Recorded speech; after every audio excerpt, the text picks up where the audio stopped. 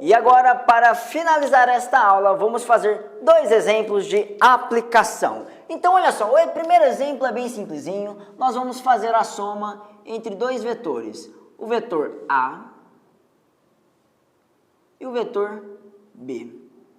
Vamos dizer que o ângulo formado entre esses dois vetores vale 60 graus. E nós sabemos o módulo desses dois vetores. Nós sabemos que o módulo do vetor A é 4 e o módulo do vetor B é igual a 2. Como é que nós vamos determinar o módulo do vetor soma? Ora, basta utilizar a lei dos cossenos. Nós temos que S ao quadrado é igual a ao quadrado mais B ao quadrado mais 2AB vezes o cosseno do ângulo θ, que neste caso é o ângulo de 60 graus.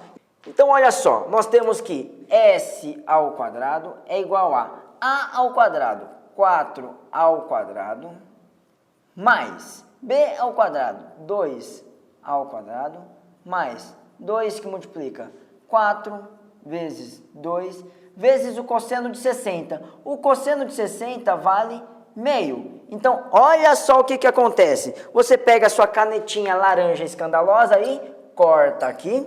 Sobrou. Ficou assim, ó. S ao quadrado é igual a 4 ao quadrado, 16, mais 2 ao quadrado, 4, mais 4 vezes 2, 8. Nós obtemos que S ao quadrado é igual a... Fazendo essa soma, nós temos 28.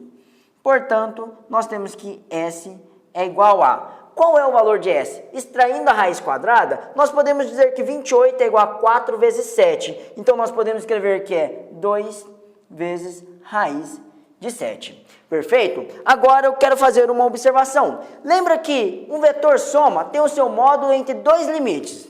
No nosso caso, vai ser os limites de A menos B e depois o limite de A mais B. Então, A menos B nos dá o valor de 2 e A mais B nos dá o valor de 6. Observe que 2 raiz de 7 está dentro deste limite. Ou seja, o vetor soma sempre tem um valor mínimo e um valor máximo, perfeito? Nunca pode ultrapassar esses dois valores. Poderia ser igual a 2 e poderia ser igual a 6, mas nunca fora destes limites, perfeito? Bom, então agora para finalizar, nós vamos fazer um segundo exemplo, que é um exemplo agora de aplicação da decomposição de vetores. Então, preste atenção no nosso exemplo. Vamos dizer o seguinte, nós temos aqui um certo eixo XY,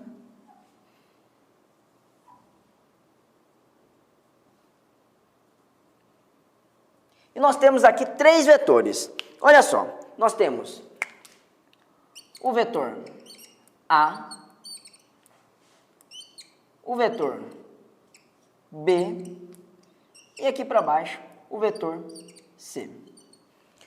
O vetor A forma com o eixo X um determinado ângulo θ. E quais são os valores que nós temos? Nós temos o módulo de A é igual a 20, o módulo de B é igual a 4, o módulo de C é igual a 7, o seno de θ é 0,6 e o cosseno de θ é igual a 0,8. Com base nesses dados aqui, vamos determinar qual é o valor do vetor soma A mais B mais C. Para isso, nós podemos fazer aquele processo de decomposição. Ora, nós temos que decompor todos os vetores no eixo X e Y. Só que o vetor B e o vetor C já estão nessas direções, então não precisa decompô-los. Nós vamos decompor somente o vetor A. Então, olha só, a componente de A na direção X, AX, nós sabemos que é A vezes o cosseno do ângulo θ, que é A, 20, vezes cosseno 0,8, o que nos dá o valor de 16. E para a componente em Y, a Y é igual a seno de θ, que é igual a 20, vezes 0,6, que nos dá o valor de 12. Então, olha só, nós podemos dizer que o vetor A é igual a 16 na direção X, então, versor I, mais 12 na direção Y, versor J. E os vetores B e C? Nós podemos dizer que o vetor B é igual a... Ele tem um módulo de 4, só que na direção negativa de x. Então, é menos 4. E por fim, o vetor C. Ele tem um módulo 7, só que na direção negativa de y. Então, você pode escrever aqui, ó, menos 7. J.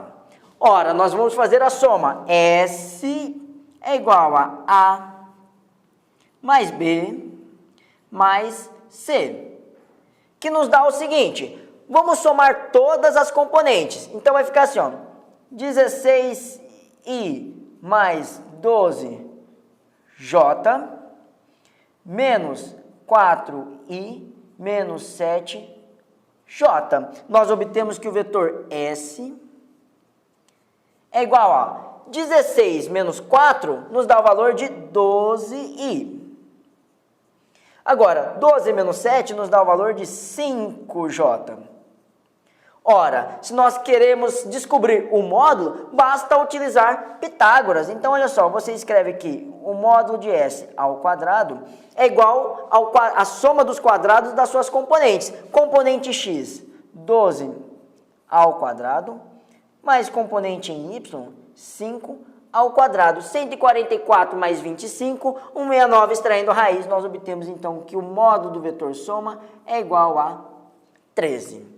Perfeito? E com isso nós finalizamos mais uma aula. E nós ficamos por aqui e nos vemos até a próxima.